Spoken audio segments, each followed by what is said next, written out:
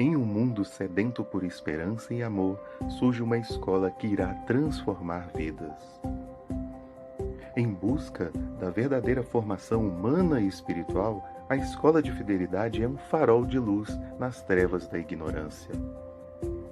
Descubra um lugar onde a doutrina e a celebração se encontram e a comunidade católica se reúne como uma família. Junte-se a nós em podcasts reveladores, lives inspiradoras e eventos que irão enriquecer sua jornada espiritual.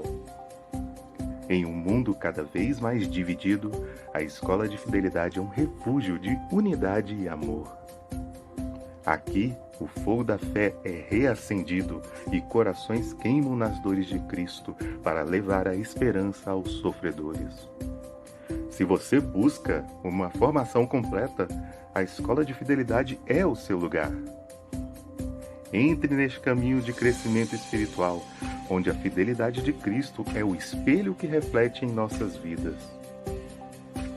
Bem-vindo à Escola de Fidelidade, onde encontramos o conhecimento, a celebração e uma comunidade vibrante. Descubra a força do amor e da graça. Esta é a Escola de Fidelidade.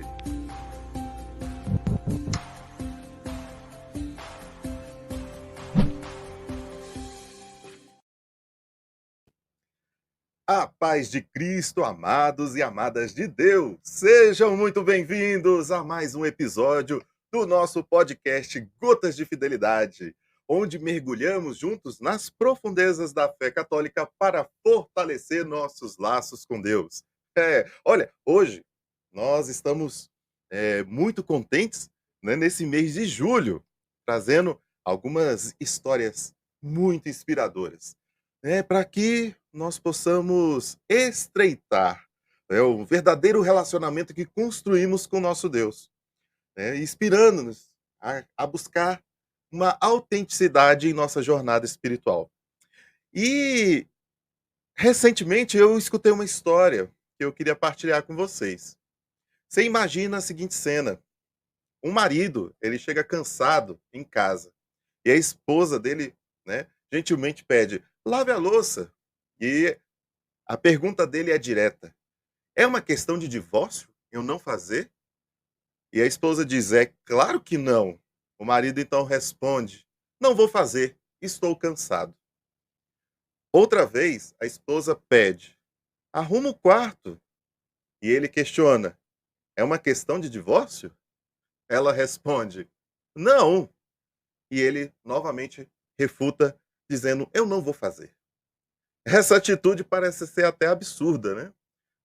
Você imagina quanto tempo um casamento vai durar, né, com esse tipo de atitude. Mas a verdade é que muitas vezes agimos da mesma forma com o nosso relacionamento com Deus. Quantas vezes nós buscamos fazer o mínimo necessário para alcançar a salvação? Queremos recompensa sem um esforço sincero, né, agindo no limite do que consideramos regras, onde nós ganhamos o céu. Assim como esse marido da história, nós questionamos a Deus até onde nós podemos ir, até onde podemos nos permitir estar, sem nos entregarmos verdadeiramente ao seu amor e à sua vontade divina. E a nossa doutrina católica, ela nos ensina que a salvação não é um mero prêmio para que seja conquistado com o mínimo de esforço. Pelo contrário, é um chamado para vivermos uma vida de fidelidade e amor a Deus e ao nosso próximo. E no catecismo ainda nos orienta a buscar essa santidade ao nos abrir ao Espírito Santo, a participar ativamente nos sacramentos e entregar a nossa vida nas mãos do Senhor. Deus, ele nos ama incondicionalmente. Fato. E seu desejo é que cresçamos na intimidade, né, numa íntima comunhão com ele, sem nenhuma reserva, sem nenhuma limitação. Ele não nos pede apenas o básico, mas ele nos chama a oferecer todo o nosso ser em serviço ao seu reino. Ao agirmos assim, então encontramos a verdadeira alegria, a plenitude do amor e a paz que só Ele pode dar. Portanto, meus queridos amigos e amigas, que essa história nos inspire a repensar a nossa relação com Deus. Quando eu escutei, nossa, perfeito, porque muitas vezes a gente não para pensar nisso. Que assim possamos abrir o nosso coração e entregar-nos totalmente a Ele, sem medo de amar, sem medo nenhum de servir. Pois o Senhor merece o melhor de nós, e não apenas o mínimo. Vamos sempre nos esforçar para viver uma vida autêntica na fidelidade, mergulhado nas águas profundas da graça divina. Eu agradeço por você estar nos acompanhando nesse episódio do nosso Gotas de Fidelidade. Temos hoje uma convidada muito especial e que a conversa de hoje surja de muitas reflexões e que te acompanhe durante ao longo de toda a sua semana, te fortalecendo na busca por viver uma fé cada vez mais sólida e verdadeira. E não esqueça, compartilhe esse podcast com seus amigos, o grupo da paróquia, com as pastorais, seus familiares. E nós estaremos aqui, né, junto com você, fazendo essa bela reflexão. Por isso, hoje, né, nós teremos dois apresentadores aqui, fiéis da cruz, trazendo o carisma fiel aqui para vocês. A nossa primeira apresentadora é a nossa querida Carita. Boa noite! Boa noite, Abílio. Boa noite, pessoal.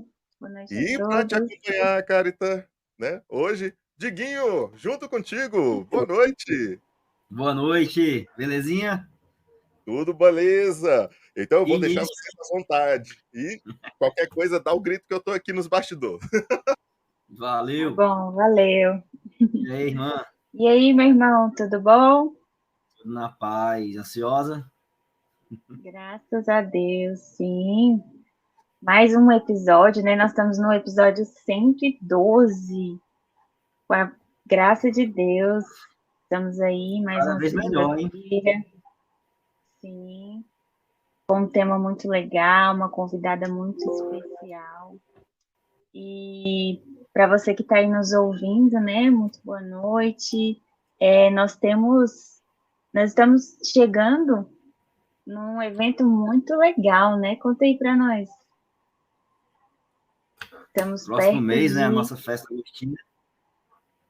Isso. Nós tá chegando aí. Todo mundo já foi para muita festa, né? Já estamos no final de julho, mas a nossa festa agostina, ela é sensacional. Então vocês não podem perder. Vai ser no dia 19 de agosto. E nós estamos aí precisando, né, de doações, porque a nossa festa é para arrecadar fundos, né, para manter a obra, para manter a nossa casa. Então, nós precisamos de doações. Se você que está aí com algum item em casa e possa doar, ou que você possa também doar financeiramente, com dinheiro, entre em contato com a gente, manda aí uma mensagem no Instagram, né? Manda um direct. A gente tem uma lista de coisas que estamos precisando, leite, enfim, coisas que são utilizadas, né, nos pratos típicos de festa junina. Então, se você pode doar algum item, entre em contato, manda uma mensagem que nós iremos responder, mas não deixe de doar, não deixe de ajudar. Nós estamos aí também com a nossa ação entre amigos, né, que já está a todo vapor. Você pode também doar, comprar um bilhete, pegar um talão para vender também. Entre em contato, porque nós precisamos, né? A obra, ela vive da providência, da ajuda. Então, sintam-se convidados a nos ajudar. Sejam generosos.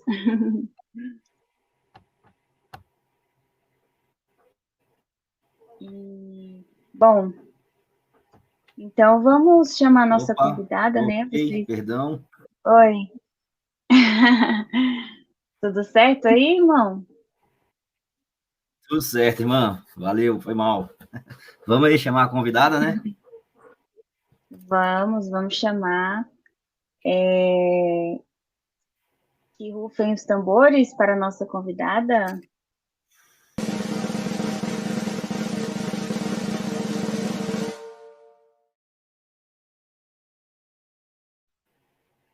Olá, boa noite, Suzana. Olá, boa noite. Boa noite, Seja Suzana. muito bem-vinda. Obrigada, eu agradeço o convite. Me senti muito honrada, nossa. Não, nós é que agradecemos, ficamos muito felizes, né, por você aceitar. Você que é aí uma celebridade no Instagram, né, nas redes sociais, então, assim, é uma honra para a gente poder te receber aqui no nosso podcast, né? Tenho certeza que vai ser, assim, muito enriquecedor, né, para todos nós. Então, muito obrigada mesmo por ter aceitado, por ter separado um tempinho. Eu sei que a sua agenda deve ser muitíssimo lotada. A minha agenda é Mas lotadíssima com as crianças. Eu coloquei as crianças na cama e vim.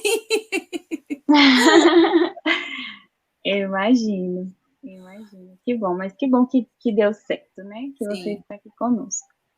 Então, bom, para a gente começar, né? A gente sempre inicia pedindo que o próprio convidado se apresente, né? Um pouco assim. Você já é muito conhecida, claro, mas muitos aqui ainda não a conhecem, né? Não sabem ali as coisas básicas, né? De quem é a Suzana. E aí a gente queria que você pudesse se apresentar, falar um pouquinho de você. Bom, meu nome é Suzana Blanco, eu sou casada com o André há 14 anos. Nós temos 8 filhos, né? Eu tenho um enteado de 21 anos e uma galerinha de 12 anos para baixo. O mais velho tem 12 anos e a mais novinha tem 2. Eu sou bancária e trabalho também no Instagram falando sobre ordem e educação familiar. Acho que é isso. Maravilha. Suzana, então, para a gente começar então, né, nosso bate-papo, fala um pouco aí do que é, né, ser mãe de 8, né, que você disse, como é que é essa questão aí de estar aberto à vida, né, junto com a fé também, né, com a fé católica, como é que leva isso daí? Na verdade, são 7 aqui em casa, né? O meu enteado não mora conosco, ele já tem 21 anos, então já vive a vida dele. Uai, é super divertido. É divertidíssimo. São muitos desafios, obviamente, né? Não é algo fácil de lidar. São muitas crianças, eu preciso ser uma mãe para cada um dos meus filhos, né? Essa ideia de que a gente cria todo mundo junto e normalmente quando as pessoas sabem, eu tenho muitos filhos, né? É bom que cria todo mundo junto. Não é bem assim, porque cada criança ela tem a sua individualidade, as suas necessidades, né? Cada criança tem um temperamento, um caráter a ser desenvolvido, né? Uma personalidade a ser desenvolvida. Então, é realmente bem desafiador, mas é uma alegria, né? Eu acho que uma grande graça realmente ter 7 almas confiadas a mim e ao meu esposo para devolvê-las a Deus, realmente é uma grande graça. E, obviamente, nós somos apontados em todos os lugares, né? Que entramos e saímos. Nós somos o ponto de Como é que é lidar com isso, hein? Olha, Diguinho, já foi mais complexo. No início, eu ficava um pouco indignada. Eu falava, gente, mas por que você fica me olhando, perguntando se são todos do mesmo pai? Batendo nas costas, nossa, como vocês são corajosos. Mas foram todos planejados? Né, você é do neocatecumenato? São sempre as mesmas perguntas, né? Enfim, no início eu achava um pouco, assim, me parecia um pouco de invasão, sabe, assim, da minha privacidade. Então, eu ficava um pouco desconfortável. Só que chegou um tempo que esse tipo de comentário passou a ser muito constante, a ponto de, sei lá, todos os dias eu receber algum tipo de comentário assim. Imagina que se eu, a cada comentário que eu ouvisse, eu ficasse chateada ou incomodada, eu ia ter todos os dias um incômodo relacionado a isso. Daí eu resolvi fazer o seguinte, olha, eles querem fazer piadinha, então eu vou receber uma piadinha em troca. Então, agora eu levo no bom humor, sabe? Eles fazem uma piadinha, eu faço outra em cima e tá tudo certo. Não ligo mais, não. Muito mais. Suzana, e assim, hoje essa é a sua realidade, né? De ter Sim. todos esses filhos, viver nesse contexto. Mas e como foi que tudo começou, assim? Você sempre quis ser mãe de muitos? Como que foi lá no início? Você sempre foi católica? Como que foi a sua educação mesmo, né? A educação que seus pais te deu? Como que você se inseriu, né, nessa realidade que você está hoje, né? Como que foi o seu encontro mesmo com Deus que te levou, né, a essa realidade? Olha, Carito, eu vou tentar resumir, porque é uma história gigantesca que daria algumas edições de livros, assim, porque são muitas idas e vindas, sabe? Mas, bom, eu sempre fui católica, né? Eu fui educada na fé, mais pela minha avó, porque minha mãe não tinha religião.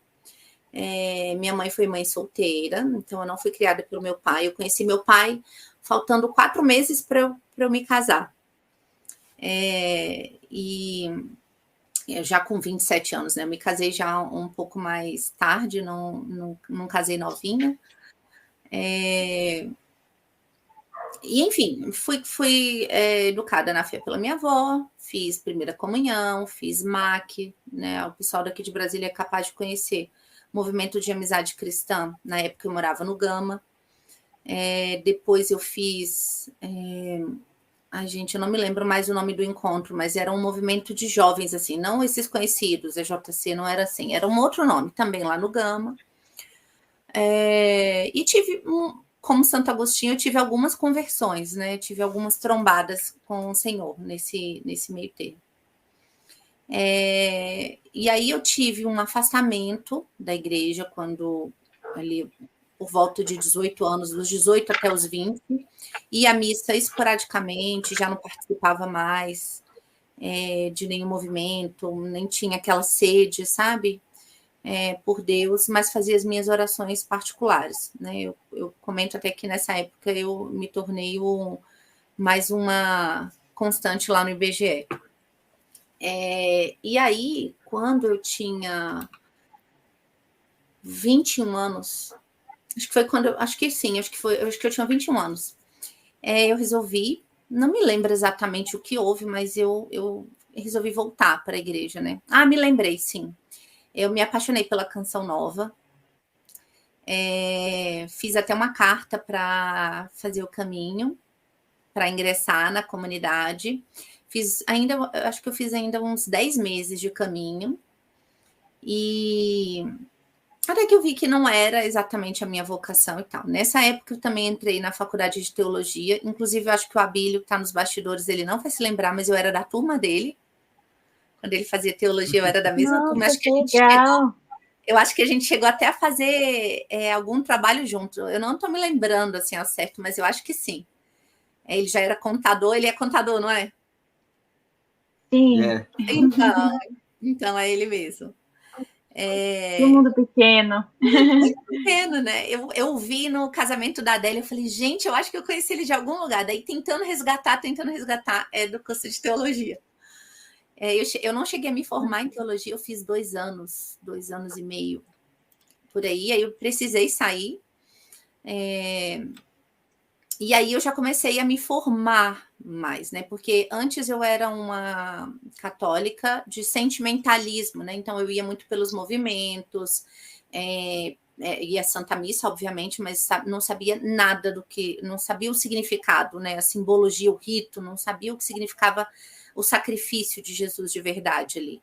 Minha primeira comunhão, crisma, foi tudo muito mal feito, assim, né? Infelizmente, hoje a gente não tem essa boa formação, né, com relação aos catequistas. É uma realidade muito triste, mas é uma realidade, é um fato, né? Existem muitos catequistas bons, mas a grande maioria, infelizmente, não. Então, não tive uma boa formação, acho que por isso, inclusive, que eu acabei me afastando, porque eu não tinha sustância, né? Eu sabia do meu sentimentalismo, né? Amava Deus, mas ficava muito no superficial. Eu não conhecia as verdades da fé. Então, quando eu comecei a fazer teologia, isso foi se aprofundando. E aí, bom, entrei na igreja, voltei para a igreja definitivamente, né? E aí eu fiquei na Renovação Carismática muitos anos, muitos anos. E aí eu reencontrei o meu marido, na verdade, eu tinha namorado meu marido quando eu tinha 14 anos, ele 19. Mas foi um namoro bem breve, né, algo bem pontual, e nós ficamos 10 anos distantes um do outro. Ele morava em João Pessoa, eu morava aqui em Brasília, e aí nós acabamos nos reencontrando pela internet, pelo Messenger, né? O pessoal que é mais velho aí vai se lembrar. E aí a gente acabou se reencontrando, voltamos o namoro, nos casamos, e aí entramos para o encontro de casais com Cristo. Na época, meu filho tinha 5 meses, quando nós fizemos o primeiro ACC, e aí ficamos alguns anos, depois na pastoral familiar, também mais alguns anos, mas eu vou te falar assim, Carita, a minha conversão definitiva para Deus, assim mesmo, foi depois que nós começamos a fazer educação domiciliar. Porque eu precisei estudar para ensinar os meus filhos. E aí, nesse estudo, eu não tinha mais como voltar, né? É muito, muito claro, é muito evidente a presença de Deus aqui no meio de nós. Então, realmente, a minha conversão assim, definitiva foi por meio do homeschooling. E é isso. Nossa, que interessante. Maravilha. Você viveu tantas coisas, né, assim, e justamente depois dos filhos, né, depois ali já da necessidade de educá-los, é que você, de fato, né, se decidiu definitivamente, assim. É muito interessante. E Bom, Suzana, você tocou nesse ponto. Pode falar. Não, eu tô curioso, né? Porque a gente vive hoje em um mundo né, que não tem tempo para nada, né? As pessoas se questionam muito, né? Porque a vida é corrida, né? E como é que é lidar com isso, né? Dá tempo a toda a família, né? Sabe o que falta, Diguinho? Ordem.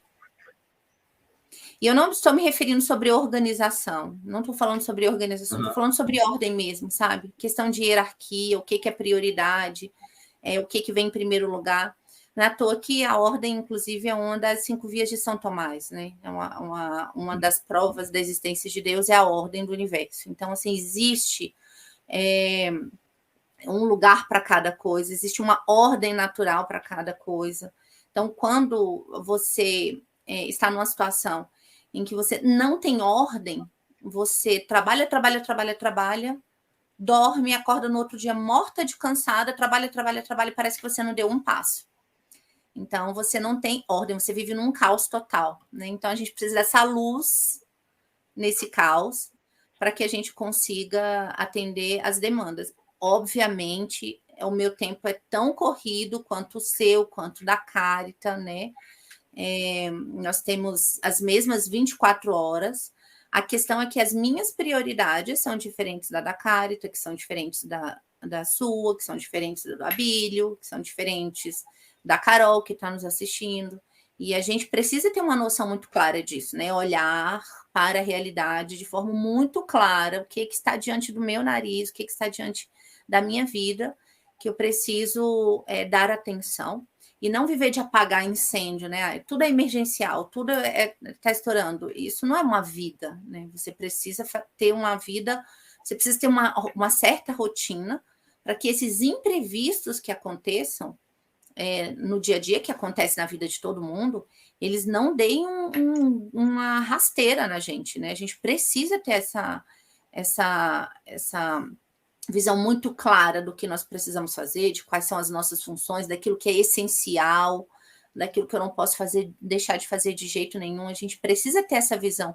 Quando eu olho para a Suzana, bom, a Suzana é o quê? A Suzana é mãe, a Suzana, ela está à frente de uma biblioteca católica, a Suzana, ela precisa se autoeducar, ela precisa educar os filhos, ela precisa trabalhar, ela precisa cuidar da casa, ela precisa cuidar do esposo. Então, eu tenho várias funções, várias frentes. Em cada uma delas, eu tenho aquilo que é essencial que eu preciso fazer, eu não posso deixar de lado, né?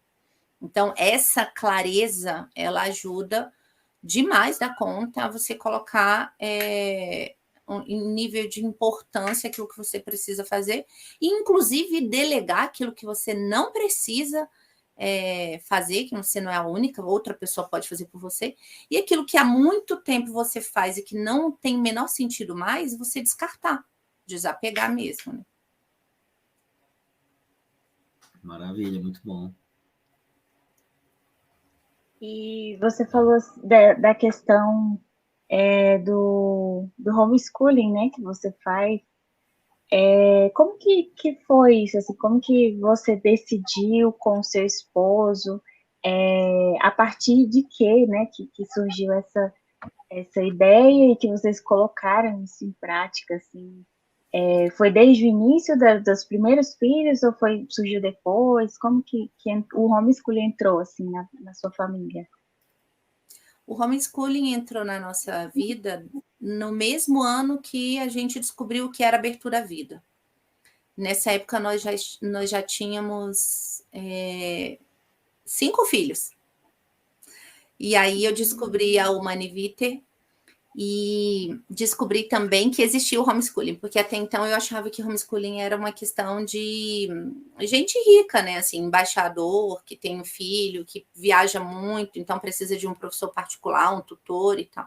Não sabia que existia uma realidade de inúmeras famílias. Aqui em Brasília, inclusive, assim, sua bênção, Padre Wesley. Que alegria ver o senhor aqui. Gente, eu sou muito fã do Padre Wesley, muito fã. Desculpa aí a tietagem. Fica à vontade.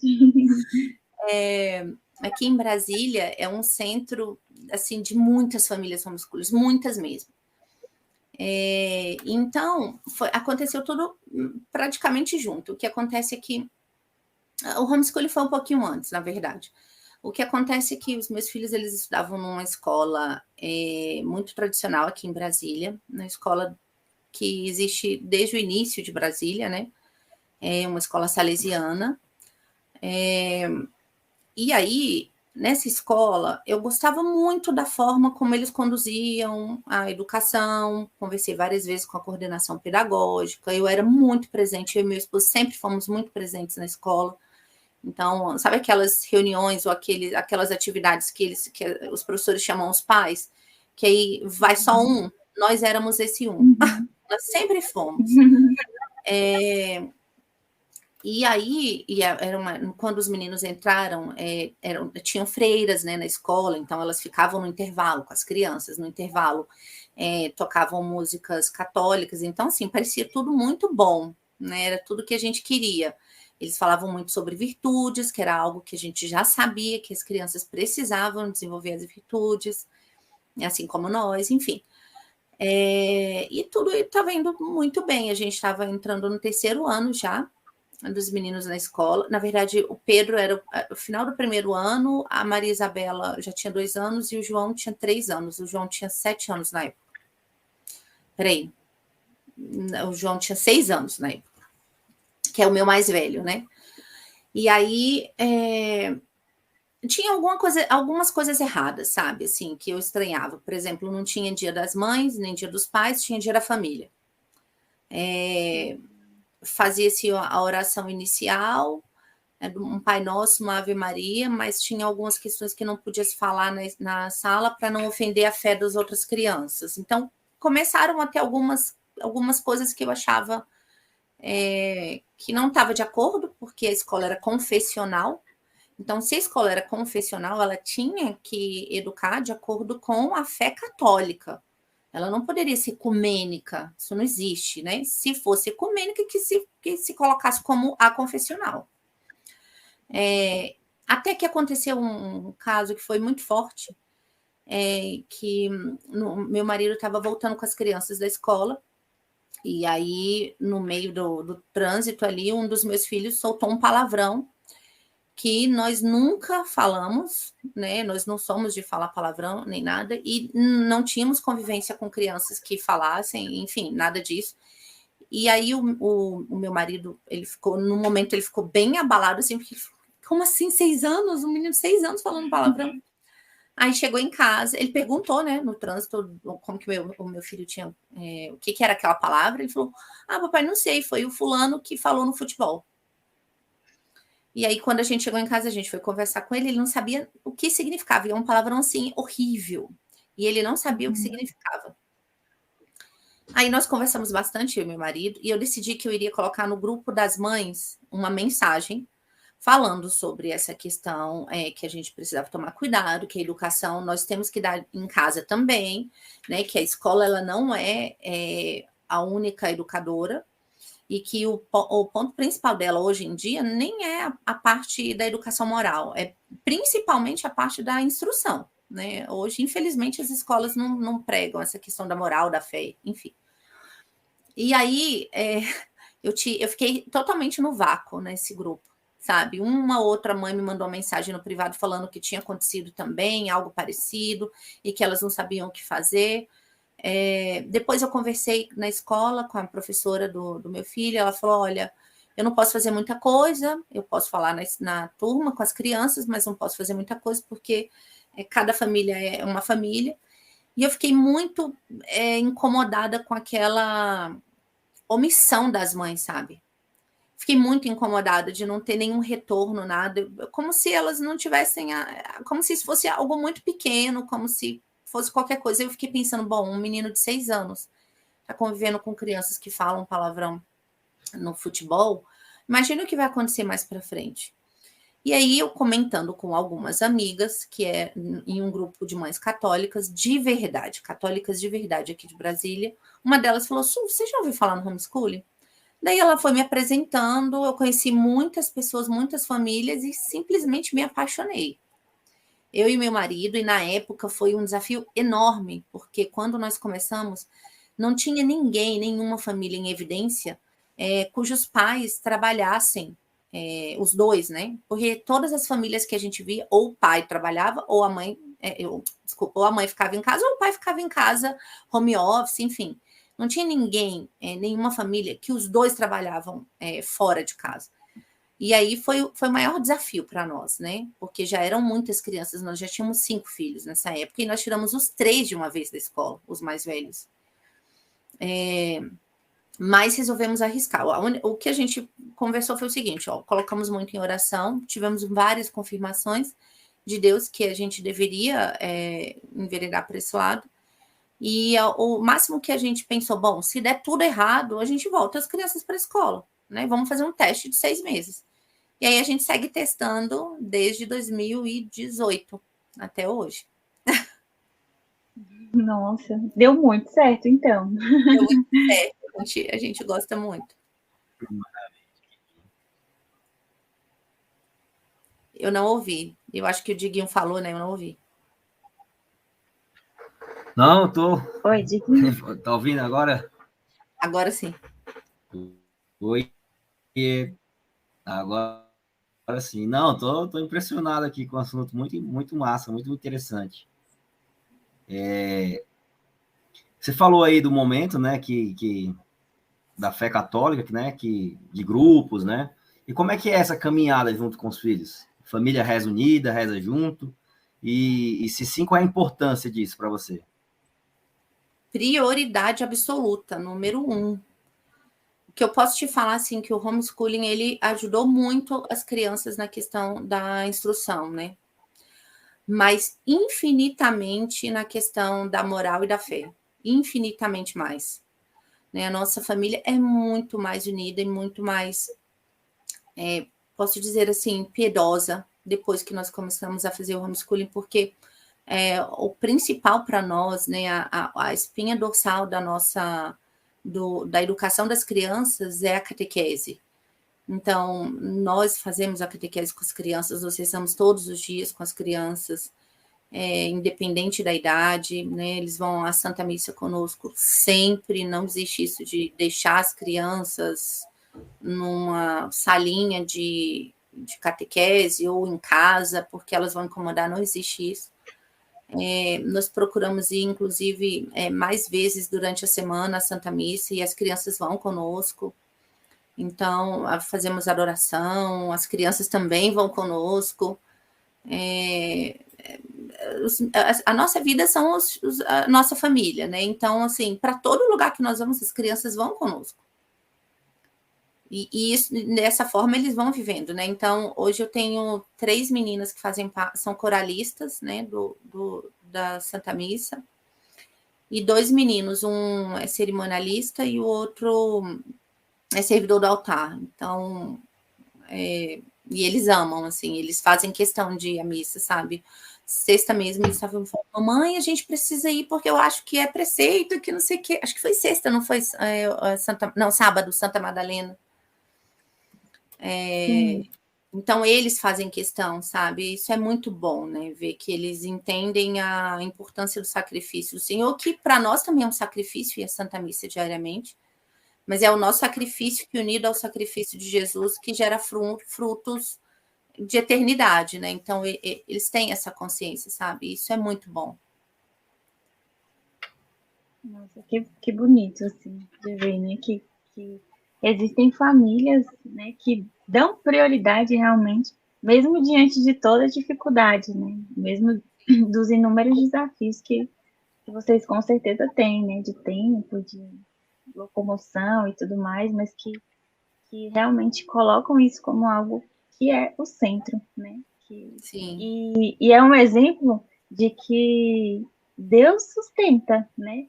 Se vocês estão conseguindo, não é pelas próprias forças, né? É claro que existe um esforço, mas se não fosse ali a graça de Deus, isso não era possível, porque é realmente assim, é até escandaloso para o mundo, né? De ver uma realidade em que realmente acontece, né? Vocês conseguem fazer essa educação na fé ser o principal, né? E teve uma pergunta assim que muita gente falou, né? Muita gente comentou, que é em relação a como que é a parte financeira, né? Porque assim, o que a gente mais escuta, eu posso falar por mim, né? Das pessoas com quem eu convivo, assim, quando eu falo, porque eu falo também que eu quero ter muitos filhos, né? E aí isso é muito assim, é escandaloso. As pessoas ouvem, não, mas pra quê? Não sei o quê. E aí, quando a gente fala ou comenta sobre esse assunto, a primeira coisa que vem é, mas tem que trabalhar para sustentar, tem que ter muito dinheiro, tem que não sei o quê. Ou eu não quero porque eu não consigo, eu não vou dar conta, né, de sustentar, então é melhor eu não ter, né? Esse é um discurso, assim, que é muito recorrente. E aí, assim, muitas pessoas também têm dúvidas, né? Pessoas que já estão nesse caminho de abertura à vida e tudo, mas que, às vezes, rola um certo medo, uma certa preocupação, né? Como que é a parte financeira? Como que é dar conta, né? De tantos filhos, assim, de tantas demandas, né? E é uma realidade, a gente precisa de dinheiro para tudo, né? Sim. Mas como que é, assim, para vocês lidam com essa parte? Olha, é sempre conhecida essa pergunta, né, sobre a parte financeira. É que eu me lembro, inclusive, de um colega, na época que eu estava noiva, eu já falava que eu queria ter muitos filhos, eu nem sabia nada sobre abertura à vida, não fazia ideia, né? Eu só queria ter 4 filhos, assim, achava que 4 filhos... eu sempre gostei de família grande, acho que porque a minha família era muito pequena, éramos só eu e meu irmão e a minha mãe. Então, eu sentia muita falta, eu acho que era isso, né? Eu sentia muita falta de ter outros irmãos, então eu sempre quis ter uma família muito grande. E aí, meu marido já tinha um filho de um relacionamento anterior, e ele falava, não, acho que 2 tá bom. Meu marido também não fazia ideia. Na verdade, meu marido fez a primeira comunhão no nosso casamento. Né? Uma semana depois, quando a gente voltou da lua de mel, ele fez a crisma. Então, assim, meu marido era... eu acho que a primeira... acho que quando a gente namorava, acho que foi a segunda vez que ele esteve diante do Santíssimo Sacramento, assim, ele, né, tinha ido uma vez há muitos anos. Então, a nossa história é realmente assim, é Deus mesmo, assim, foi Deus que foi falando, olha, vou conduzir vocês por aqui, vocês só precisam se desapegar, né, acreditar, e a gente acreditou, porque tinha tudo para dar errado, sabe, tinha tudo para dar errado, e deu muito certo, graças a Deus. Então, e aí o que acontece, assim, quando nós nos casamos, meu marido estava desempregado. Então, quando eu engravidei do meu primeiro filho, ele estava desempregado. Se fosse pensar nessa questão financeira, eu não teria nem engravidado do meu primeiro filho. Porque se só eu estava trabalhando, olha quanto arriscado seria isso. Eu tinha acabado de casar, ainda tinha algumas dívidas do casamento, né? A gente começou a construir uma casinha para, né, para nós e tal. Então, como que eu ia sustentar todas essas coisas eu sozinha? E ainda assim, nós acreditamos que filhos sempre, mesmo antes da gente saber sobre a abertura à vida, a gente sempre teve convicção de que filhos são bênçãos, são uma graça de Deus, né? E aí nós né, tivemos o segundo filho. Quando nós tivemos o terceiro filho, meu marido falou assim, olha, eu acho que a gente deve parar, né? Eu acho que a gente já deu a nossa contribuição para o mundo, porque esse meu filho, ele teve muitos problemas no início, sabe? Ele teve um refluxo oculto. Então, assim, imagina, nós tínhamos uma criança de 3 anos, uma criança de 1 ano e meio, e ele, recém-nascido, os 3 usando fralda ainda, e ele não dormia de jeito nenhum, com problemas de saúde, enfim, foi muito difícil nessa época, muito mesmo. E aí ele, né, se fechou, falou, não, eu acho que já tá bom e tal. Me lembro como se fosse hoje, assim, até a posição dele, sabe? Porque aquilo me doeu tanto, né? Eu queria mais filhos, né? Eu queria, assim, que... eu queria aquilo que Deus queria já nessa época. E aí, em 2000... Não, e aí, depois de 2 anos, a gente começou a fazer o método Billings. Foi a única vez que a gente fez método Billings, na verdade.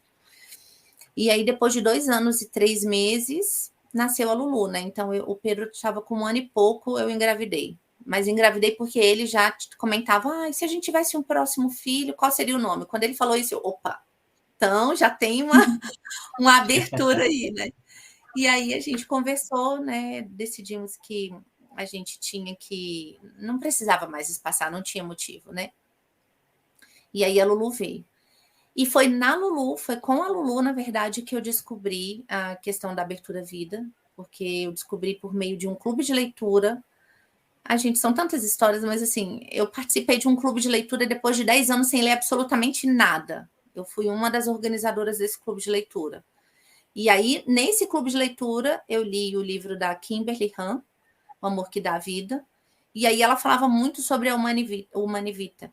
E aí eu falei, gente, eu preciso ler essa carta, e essa encíclica, né? E quando eu li, eu falei, gente, meu Deus do céu. E aí eu falei, a gente precisa ser aberto à vida, né? Não pode usar o MOB como uma camisinha católica, né? Assim. E aí eu conversei com meu marido, expliquei tudo para ele. Meu marido é um homem bom. Meu marido é um homem bom, assim como São José, sabe? Então, ele sempre é muito aberto àquilo que Deus tem para fazer. Então, a gente resolveu, né, dobrar a meta daquela época. E quando eu descobri, em 2015, eu nem contei uma história, mas assim, eu tinha um problema cardíaco. E por conta desse problema cardíaco, a médica não autorizou que eu fizesse parto normal. Então, meu primeiro filho veio por meio de cesariana. E quando eu engravidei da minha segunda filha, ele tinha 6 meses. E aí ela achou um absurdo, né? Minha cardiologista falou, meu Deus, mas que loucura, que não sei o quê, você tem que fazer uma ligadura. E não dá, não pode, porque o que acontece é que, assim, eu tinha um batimento incorreto do meu coração, normalmente, aconteciam umas 30 batimentos incorretos durante o dia. Grávida, aconteciam 30 mil. Era uma coisa absurda, assim. Eu tinha que tomar remédio, inclusive, profilático, porque eu não tinha sintomas, então era mais perigoso ainda, né? E aí eu não fiz a ligadura, obviamente, né? Veio o terceiro filho, eu também não fiz a ligadura. Na época, o marido dela, que também era cardiologista, até falou assim, você é doida, como é que você deixa essa sua paciente engravidar? Ela não pode engravidar, que não sei o que. Ela olhou assim, mas como que eu vou fazer? Como é que eu vou impedir ela de engravidar? Não tenho o que fazer, né? E aí a cura do meu coração veio com essa minha quarta filha.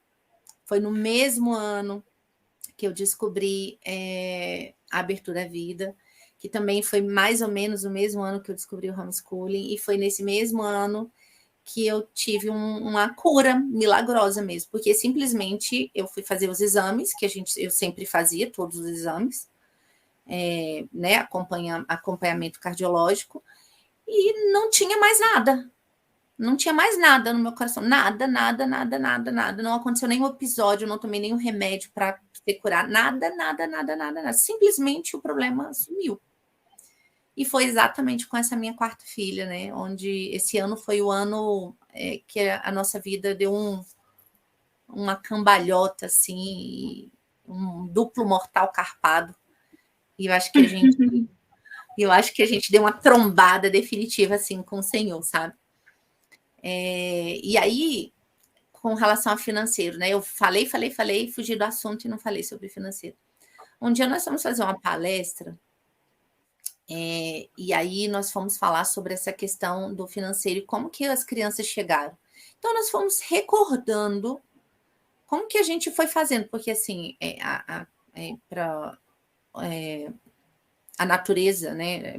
Para o olhar humano do mundo, a gente não conseguiria manter tantos filhos, né? Porque meu marido é empregado, eu também sou empregado, né? Mas assim, o nosso salário não daria para manter todas essas crianças, pelo olhar do mundo. E a gente foi rememorando tudo que foi acontecendo. Impressionante, gente, impressionante. Cada filho que foi chegando, ou eu recebi uma promoção, ou o André recebia uma promoção, ou vinha algum dinheiro do banco que não era esperado, e aí aparecia esse dinheiro. Sabe, assim, impressionante, assim, uma diferença de um mês para mais ou um mês para menos, sempre acontecia isso, sempre. Então, é aquela velha história, sabe, assim, você primeiro dá o passo, depois Deus coloca o chão. Tem que ser assim, porque se a gente for controlar tudo, colocar tudo no papel, é impossível, é ilógico, não daria, sabe? Mas se é Deus que manda, ele vai providenciar o necessário. É óbvio que a gente tem que corresponder, óbvio, né? Que a gente, ficando em casa, isso não ia se resolver, né? A gente precisa trabalhar e trabalhar muito, né? Mas ele providencia aquilo que a gente precisa e é sempre na justa medida. Ele nunca manda mais nem menos, é sempre a justa medida. Então, assim, quando me falam sobre financeiro, eu falo, olha, isso não é um empecilho. Isso não é um justo motivo. Se você estiver num estado de miséria, beleza. Mas se for uma questão assim, eu estou desempregado, ou eu não ganho muito no meu trabalho e tal, isso não é justo motivo, porque hoje você está nesse trabalho, mas quem te diz, ou quem vai dizer que você vai estar nesse mesmo trabalho quando seu filho nascer? Quem te garante que você vai estar na mesma função quando seu filho nascer? Existem formas e formas de Deus trabalhar, a pedagogia dele é criativa, né? Então, assim, ele faz da forma que ele quer, né? Então, a gente não tem como prever esse tipo de coisa. Aquilo que você estava falando agora há pouco, cara, que assim, não é mérito nosso, nenhum, porque sem ele, nada poderemos fazer, nada. Nós somos absolutamente nada, zero, né? A gente é uma poeira da poeira sem Deus. Né? Se nós somos e fazemos algo bom, ainda que seja a mínima atividade, a menor coisa, a menor parcela, o menor amor, só foi possível porque a graça de Deus nos alcançou em alguma medida. Então, se a gente não se deixa se abraçar por essa graça, a gente nem vive mais, né?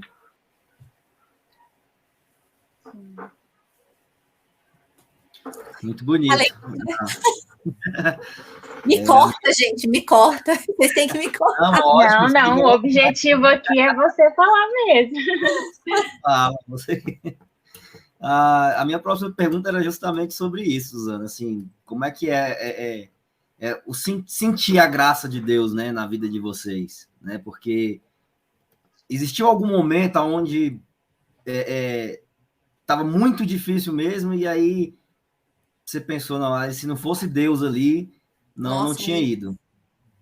Qual foi o que mais te marcou, assim? Nossa, muitos momentos difíceis. Você fala já com a minha família formada? Sim, sim. No pato para trás? Na caminhada, né? Não, para trás, muitos momentos. Nossa, eu vim de uma família muito complexa, sabe? Assim, a minha realidade foi bem... aquele olhar para trás e falar assim, nossa, quem vê aquela menina nunca diria que ela estaria aqui hoje, sabe? O meu passado me condena, assim, não necessariamente pelos erros que eu cometi, porque se a gente for comparar com a realidade de hoje, não tem nem como comparar, né? Porque a realidade de 20 anos atrás era muito diferente, né? Mas de onde eu vim mesmo, sabe? Minha mãe, a realidade da minha mãe, a formação da minha mãe, não posso nem comentar muito assim, porque foi o que ela teve, mas assim, zero fé em Deus, sabe? Nada. A gente passou muita dificuldade financeira. Muita dificuldade financeira. Então, eu me lembro, inclusive, de uma época, quando eu tinha 18 anos, eu tive uma questão com a minha mãe e eu acabei indo morar num pensionato, né? Com 18 anos. E aí eu me lembro que eu ia para aqueles encontros da renovação carismática, que acontecia no primeiro domingo do mês. Ele acontecia num colégio bem perto do pensionato onde eu morava. Gente, eu não tinha, assim, nada para comer no dia. Nada. Aí eu me lembro que eu ia para o encontro e aí eu vi alguém com aqueles lanchinhos, né? Tem lá o horário do intervalo, daí a pessoa tá lá com aquele lanchinho, olhava e falava assim, ai, Senhor, eu queria tanto só um pedacinho. E aí, assim, 1 minuto depois a pessoa ia e me oferecia. Sabe? A questão, assim, de não ter dinheiro da passagem. Assim, e se eu não tivesse esse dinheiro, eu ia ter que andar, sei lá, 15 quilômetros. E aí eu olho num bolso lá escondido na carteira e acho o dinheiro contado, sabe? Inúmeras vezes isso aconteceu comigo. Inúmeras vezes. Inclusive quando eu fazia teologia. Né? Eu lembro que quando eu fazia teologia, eu ainda trabalhava numa empresa que era muito difícil, assim, pagava muito pouco. Esses dias eu estava até contando para os meus filhos. Eu tinha 2 sapatos nessa época, né? E aí um deles estava até furado embaixo, porque eu andava muito a pé, muito, para poder economizar na passagem, né? E aí um dia eu cheguei na faculdade, assim, molhada, por conta de uma chuva que eu tinha pego, e o sapato, eu andava e o sapato plec. E eu me lembro que eu entrei até na turma, né, na aula, assim, e as pessoas ficavam me olhando, mas ninguém sabia exatamente o que passava, né, ali. Ninguém fazia ideia do que acontecia. Então, assim, inúmeras vezes, sabe? Agora, recentemente, né, na minha vida já em família, inúmeras vezes nós tivemos, assim, com uma situação financeira muito apertada. Da gente olhar e falar, caraca, o que a gente vai fazer agora? Né? Como que a gente vai se resolver nessa situação? Porque não tem para onde ir, não tem o que fazer, não tem mais horário para trabalhar. E aí as coisas vão acontecendo, sabe? De repente, o meu marido foi chamado para fazer um trabalho extra em algum lugar, de repente eu assumi o sobreaviso no meu trabalho, que não tinha chance nenhuma de assumir, aí é um dinheiro que entra e aí vai cobrindo ali aquelas contas. Algumas vezes a gente passou por um aperto muito grande, sabe? Mas sempre vai se resolvendo, sabe? Sempre vai se resolvendo. E eu percebo que hoje em dia, engraçado, né? Eu odiava ler. Depois que eu saí da pós-graduação, eu me lembro nitidamente que falei, nunca mais na vida eu vou estudar para nada, porque eu odeio estudar, odeio ler. Mas o jeito que Deus tem para conversar comigo é por meio dos livros.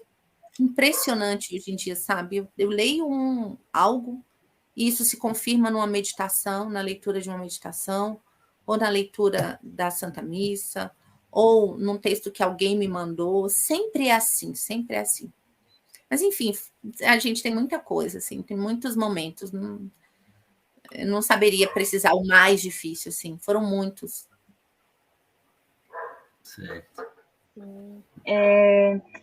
Você falando de leitura, né? Eu vi um post no seu Instagram que, assim, eu tomei para mim, sabe? Achei tão interessante. E sobre leitura mesmo, né? Que você falou assim, gente, todo mundo tem 15 minutos. Ah, sim. Todo mundo tem 15 minutos.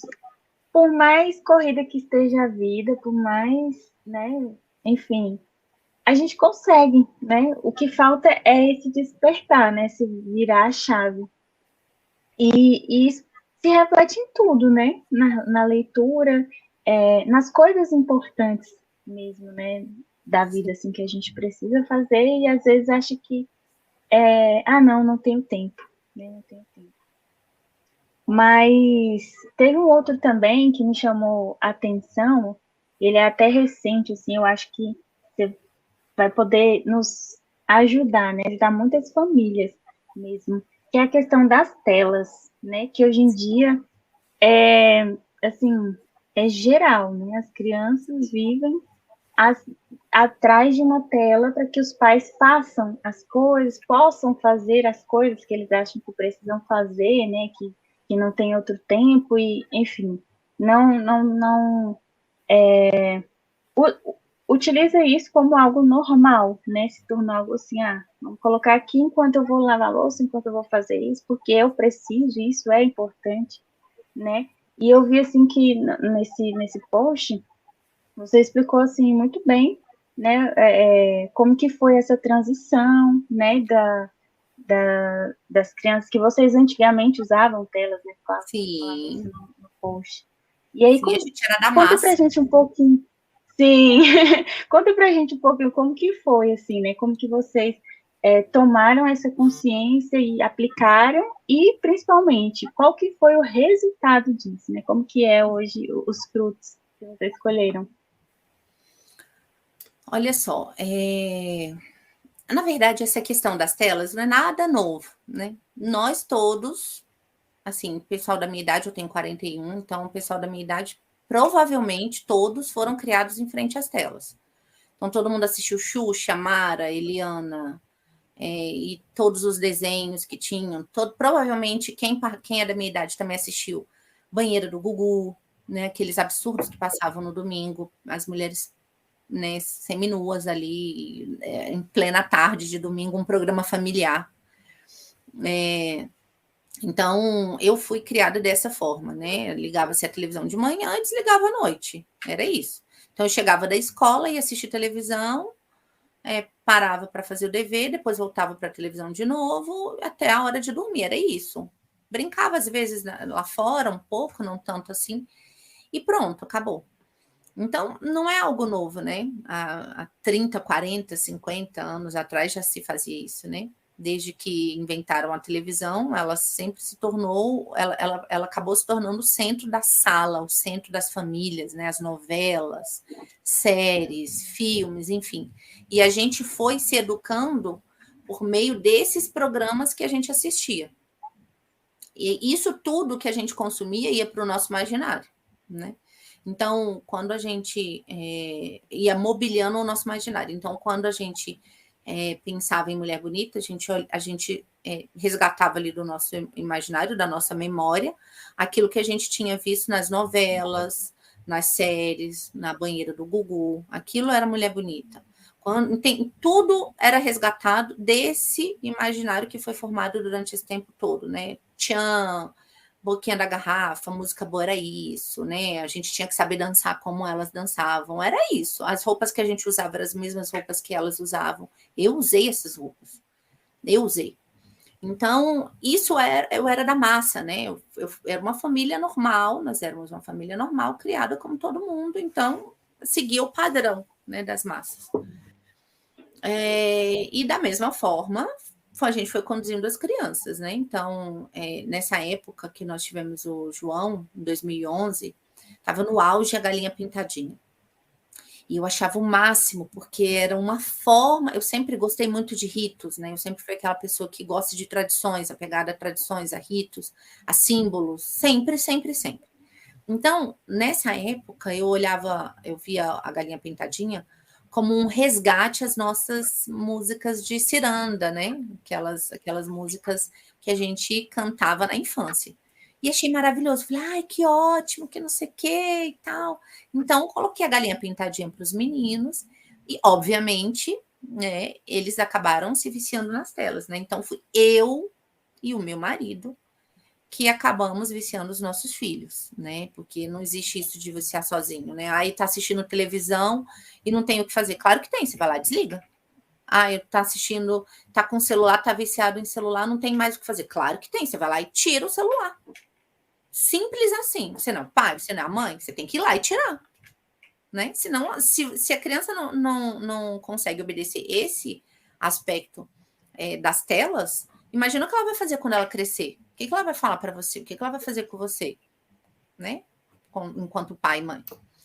Enfim, e aí as crianças acabaram se viciando e as coisas foram acontecendo muito naturalmente, né? Da mesma forma que as ideologias chegam, né? As culturas, a cultura da morte, inclusive, vai chegando, né? Sorrateiramente, aí entra uma coisinha aqui, você olha meio estranho assim, mas acabou que emplaca. Aí daqui a pouco entra mais uma coisinha, e quando você vê, você já, né, já tá ali dominado em que homem é mulher, mulher é homem, e tá tudo certo, né? E aí os meninos foram assistindo, e aí o meu celular antigo já servia como tela para eles, né? A televisão era uma outra tela, já eram muitas crianças, 3 crianças, então cada um queria assistir uma coisa, e ia ficando dessa forma, ia conduzindo dessa forma. Até que um dia, Carita, eu cheguei em casa com meu marido, nesse dia nós trabalhamos no mesmo horário. Quando a gente chegou em casa, que a gente entrou e foi falar com as crianças, a primeira coisa que elas fizeram foi colocar a mão no nosso bolso, atrás do nosso celular. Isso porque elas estavam assistindo televisão. Na mesma hora, eu e o André nos entreolhamos e falamos, não, tá errado, isso aqui tá errado. Tem alguma coisa errada aqui, não dá. E isso eles tinham 7, 6 e 5, por aí. Era mais ou menos essa a idade deles, né? Que eles têm a diferença de 1 ano e 5, 1 ano e 4. E aí a gente resolveu cortar a televisão naquele mesmo dia. A gente falou, olha, a partir de amanhã vocês não assistem mais TV o dia inteiro, porque da mesma forma que nós fomos criados, a gente estava criando os meninos. Ligava a televisão de manhã e desligava à noite. Eles comiam, inclusive, em frente à televisão, comiam na mesa, porque era algo que eu fazia muita questão, que a gente comesse à mesa, mas era em frente à televisão. Então, assim, não fazia o menor sentido, né? Depois de que eu entendo isso, na época eu achava que estava arrasando, eu achava que era super educativo isso. E aí a gente... Ai, gente, peraí, eu preciso fazer uma pausa, porque eu também sou muito fã do Lucas. Oi, Lucas! Ai, nossa, eu fiquei tão emocionada com o Lucas cantando no casamento da Adele, que coisa linda. Ah, Lucas, você é um querido, imagina. Deus é quem faz tudo, né? E aí, voltando. Então, nós deixamos assim, ó, vocês vão assistir televisão 2 horas por dia. Daí, uma semana depois, a gente viu que eles estavam muito irritados, impressionante, parece uma droga mesmo, né, as telas. Eles começam a ter aqueles comportamentos de dependente químico, porque, em certa medida, é uma dependência, sim, porque vai mexendo quimicamente na fisiologia do nosso corpo, né? E aí, na outra semana, a gente falou, olha, agora vocês vão assistir só no final de semana. E aí, um mês depois, não, acho que 15 dias depois, a gente ia se mudar. E quando nós nos mudamos, a gente já não assistia TV aberta há muito tempo, né? E aí, mas tínhamos TV a cabo. Aí a gente cortou a TV a cabo. Então a gente tirou completamente, em questão de um mês, a gente tirou completamente as telas das crianças. E eu tinha aquela falsa ilusão de que o YouTube era controlado, né? Que eles só assistiam aquilo que eu deixava. Mas eu era tão idiota, porque assim, hoje em dia, gente, isso é muito, assim, desculpa a palavra, mas essa é muito idiota, porque não tem como. Os comerciais são absurdos. As crianças, elas estão em um vídeo, daqui a pouco elas entram em outro vídeo, e você nem sabe o que tem ali. Depois de algum tempo, as crianças vieram me falar, ai, mamãe, um dia entrou numa Branca de Neve, que ela tinha um sorriso de sangue, cheio de sangue. Olha só as coisas que eles viam, e eu não sabia. Agora, podia ter sido muito pior, né? Podia ter sido alguma coisa de pornografia, podia ter sido alguma coisa que apela para a morte, sabe? Assim, coisas que pudessem tirar a pureza dos meus filhos na infância ainda. Então, podia ter sido muito pior. Graças a Deus, Deus não permitiu que isso acontecesse. Mas, assim, quem ainda usa telas, gente, sério, é algo perigosíssimo, Nós não temos como controlar as telas na mão de uma criança. Porque se nós, quando começamos a rolar o feed do Instagram, a gente passa numa postagem, daqui a pouco a gente já está numa outra postagem, sem perceber, tem 2 horas que a gente está ali. Sem perceber. Se você não tiver uma vontade muito forte de olhar o primeiro vídeo e sair, você fica 2 horas ali facilmente, não consome absolutamente nada. Nada de valioso. Imagina para uma criança que não tem uma vontade formada. Ela facilmente acaba sendo conduzida para um lugar ou para algo que não deveria.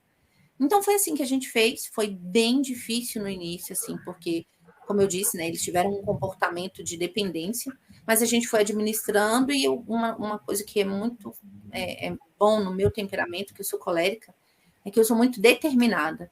Então, eu não abri mão de jeito nenhum, não cedi nenhuma vez, né? De jeito nenhum.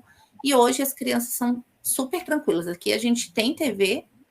A gente não tem TV, a gente tem um projetor, na verdade. Então, a gente assiste filme em família, documentário, alguma orquestra, enfim, algo que seja valoroso, né? Que traga a beleza de alguma forma para a nossa casa. No resto, as crianças são super tranquilas, brincam na rua, andam de bicicleta, leem, enfim. É plenamente possível, né? Educar os filhos, fazer com que eles façam todas as atividades e tudo mais, sem precisar das telas, né? Então, totalmente. Se você que tem 7 consegue, então quem tem 1, 2, 3... é ainda mais fácil, né? Porque tem que ser firme, né? Porque no início eles ficam entediados, assim, não tem nada para fazer, não sei o quê, ficam irritados, mas deixa eu só assistir uma televisão, fiquei insistindo, aí você acaba cedendo. Não pode ceder. Tem que ser firme, né? É um pequeno esforço ali, um pequeno sacrifício que você vai fazer, mas que vai valer a pena, né? Sim, com certeza. Eles já nem sentem mais falta, né? Não, super E, Suzana, a gente já está encaminhando para o final, né? Mas, assim, eu gostaria muito de saber como foi a sua experiência lá na comunidade. Você participou conosco, né, do chá da Adele, e foi através disso, né, que nós a conhecemos, e hoje você está aqui conosco. E foi muito bom, assim, ter você lá, né? Mas eu queria saber como que foi essa experiência, se você gostou. Fala um pouquinho pra gente. Ai, gente, eu fiquei tão impressionada com aquele chá, de verdade. Na época que, quando a Mônica me mandou a mensagem falando sobre o chá, que ia ser só para meninas, e as minhas filhas gostam muito da Adele, né? Logo eu perguntei, eu posso levar minhas filhas? Ela falou, pode levar sim. Eu falei, olha, mas não vai ter nada inapropriado e tal, porque elas são pequenas. Não, eu vou levar meu filho também e tal. Eu nunca tinha ido num chá que fosse assim, como que eu posso dizer? Apropriado para mulheres, assim, né? Que eu tivesse Jesus, inclusive, ali, que fosse um clima muito familiar, como foi esse chá da Adele. Então, eu fiquei muito impressionada, tanto que no dia seguinte eu fiz uma propaganda no Instagram. Eu nem sabia que vocês tinham um perfil, gente, senão eu tinha marcado, de verdade, porque eu fiquei muito impressionada. Eu gostei muito, achei as brincadeiras muito saudáveis. Achei maravilhoso, assim, a possibilidade de estarmos ali, rezarmos junto com ela, diante do Santíssimo. Foi muito agradável, a comida estava boa, as pessoas maravilhosas, foi muito divertido, o lugar também, nossa, foi espetacular. Eu adorei, adorei. Que bom, ficamos muito felizes. E, bom, a gente está chegando ao fim, né, desse episódio, está sendo maravilhoso. E o Abílio, ele gostou muito, né, de ter dessa menção sobre vocês terem estudado juntos. Ele disse que quer quer se despedir, né, ele quer entrar. Claro. Entra aí, Abílio. Oi, Abílio. Suzana de Deus, a cabeça explodiu. Nem lembrava de mim, né? Não, eu tive uma leve lembrança, assim, aquela mesma lembrança que você falou. Eu conheço essa pessoa de algum lugar. Aí, gente, na hora que você começou a falar, eu, Senhor amado, o nosso passado não pode ser escondido. Imagina se tivesse alguma coisa para falar. É verdade. Você se formou, Abílio? Não, aí não. Eu cheguei quase no fim. Ah, Olha aqui, ó. Só para relembrar a memória. Olha aí. não acredito que você resgatou. Olha aqui, o de óculos. Ai, que legal. Gente, eu quero essa foto. Eu te mando. Essa foto tem exatamente 19 anos. Foi dia 1º Nossa. de julho de 2004. Gente, você conseguiu resgatar essa foto? Meu Deus, que Tá legal. vendo, né, gente? Ó, a gente tem um passado, ele tem que ser valoroso. Façam boas escolhas. Gente, que legal ver essa foto. Nossa, muito legal. Adorei. A gente já estava aqui no 2º semestre já, nessa época. Tá faltando tinha uma menina que sempre andava com a gente, Abílio. Como que era o nome dela? Ai, meu Deus do céu. Agora ela tá aqui, ó, essa de blusa preta. O que eu tô Como é que é o empurrando nome ela dela? ali. Eu acho que ela era de Planaltina. Isso, ela mesma, é que tá aí com a blusa da fé. Da fé, exatamente. Exatamente. Ai, gente, que demais. Eu quero essa foto. Pode me mandar. Pode deixar. Que legal. Eu tinha que voltar aqui porque eu falei, gente do céu, como é que resgata o negócio? Você foi ninja, hein? A foto não tem. Foi ninja. Eu tenho tudo registrado. Legal. Todas as anotações, todas essas coisas. Eu sou ruim de memória, mas a memória do meu computador funciona. Legal, gente. Legal. Aí eu queria... Eu vou tomar um pouquinho o espaço de vocês, viu? Pode ser, menino? Tranquilo, fica à vontade, Abílio. Nesse finalzinho do nosso programa, o programa se chama Gotas de Fidelidade. Por quê? Porque nós consideramos que cada um de nós é como uma gota no oceano de Deus. Então, sem aquela gota, ia estar faltando alguma coisa. E então nós fazemos essa reflexão com o nosso convidado, perguntando: qual é a gota de fidelidade que você dá a Deus? Aquela gota que é perseverante, que é fiel, e todos os dias você entrega para o Senhor.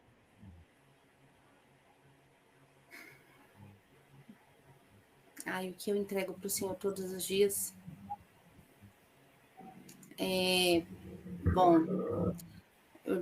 Pode ser em vários aspectos, pode né? ser uma palavra, pode ser um ato, pode ser algo que você reconhece que todos os dias está colocando aquela gota no oceano de Deus, que acrescenta no mar, que é Deus.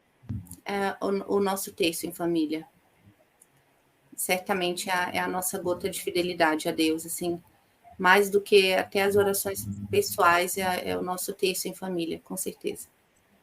Mas, assim, é o que eu entrego para o Senhor todos os dias, é o meu nada, porque todos os dias eu estou lá recomeçando, todos os dias recomeçando, todos os dias recomeçando, todos os dias eu falo para Ele: Senhor, eu entrego o meu nada, para que em Ti eu possa se fazer o tudo, né? Amém. É isso aí.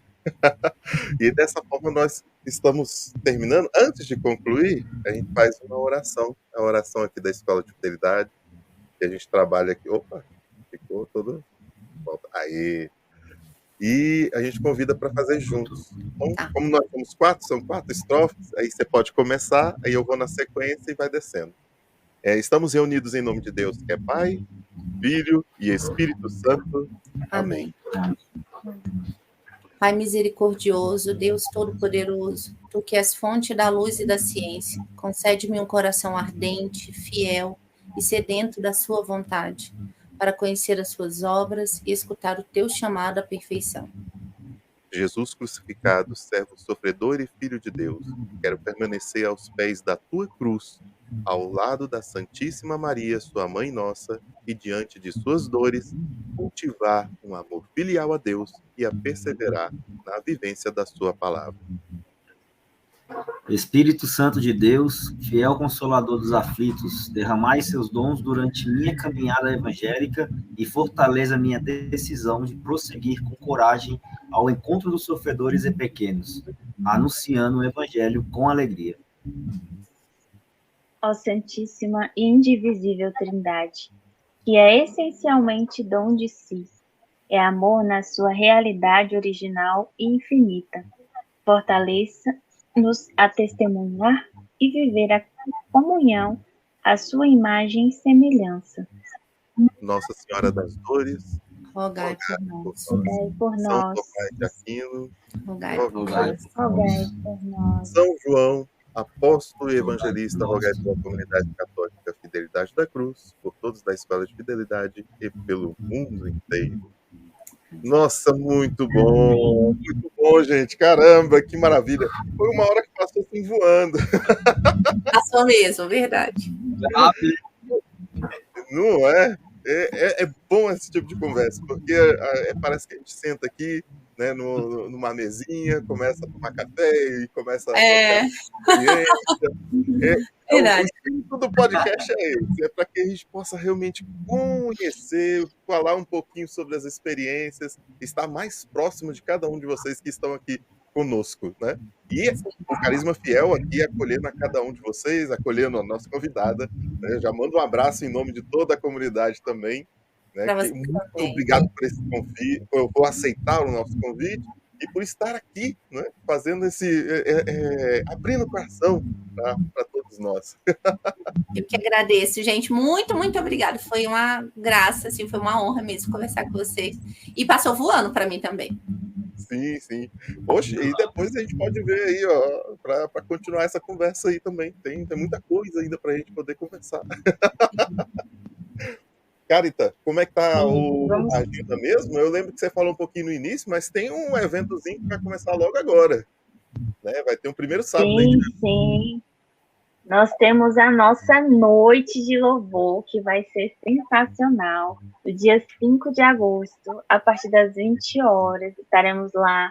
Vai ter adoração, vai ter pregação, vai ter venda de lanche também para nos ajudar nas nossas atividades, né, na manutenção da nossa casa. Então, assim, vai ser um evento maravilhoso. Não precisa de inscrição, não precisa se preocupar com taxa, nem nada disso. É só chegar e participar, né? E ter realmente esse momento de louvor, esse encontro com Deus. E levar todos os amigos, levar a galera, levar a família, né? Vai ser muito, muito bom. Dia 5 de agosto, sábado, às 20 horas. Anotem aí já na agenda de vocês. E logo em seguida nós temos o quê? A nosso arraiá. Festa Agostina. E vai ser no dia 19, sábado também, né? 19 de agosto.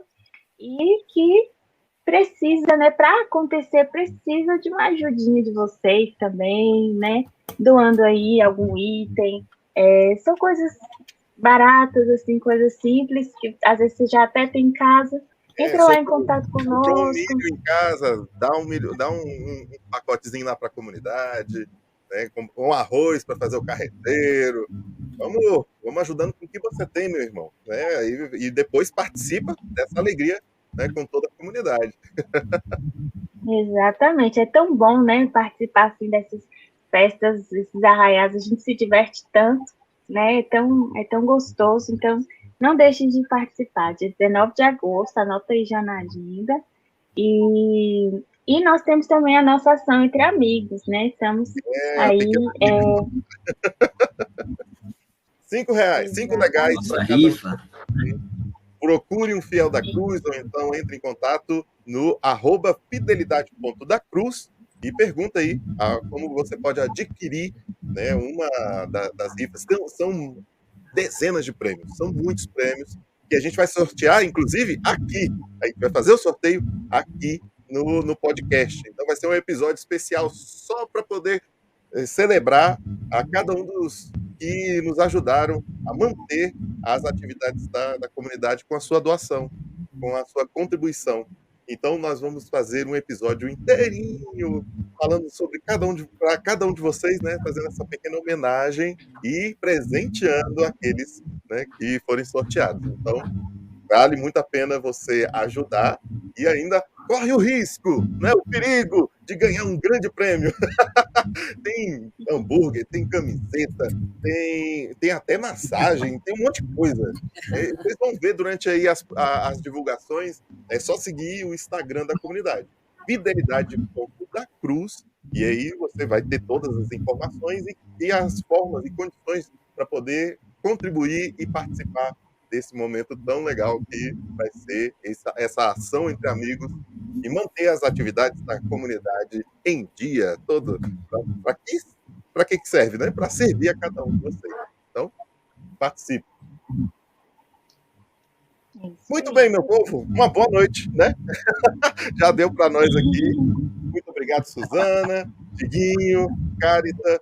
Nós agradecemos a você também que está aqui conosco. Lembrando que está aqui no YouTube, mas também você poderá escutar no Spotify, no Apple Podcast ou em todas as plataformas de streaming de áudio. Você também consegue escutar todos os nossos 100 e poucos episódios que já se passaram, como o episódio de hoje também.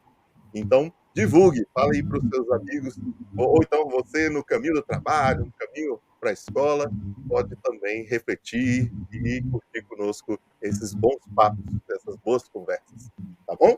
Fique com Deus. Gente, muito obrigado. Amém. Tchau, tchau. Obrigada, Tchau, gente. gente. Fiquem com Obrigada. Deus. Tchau. Tchau,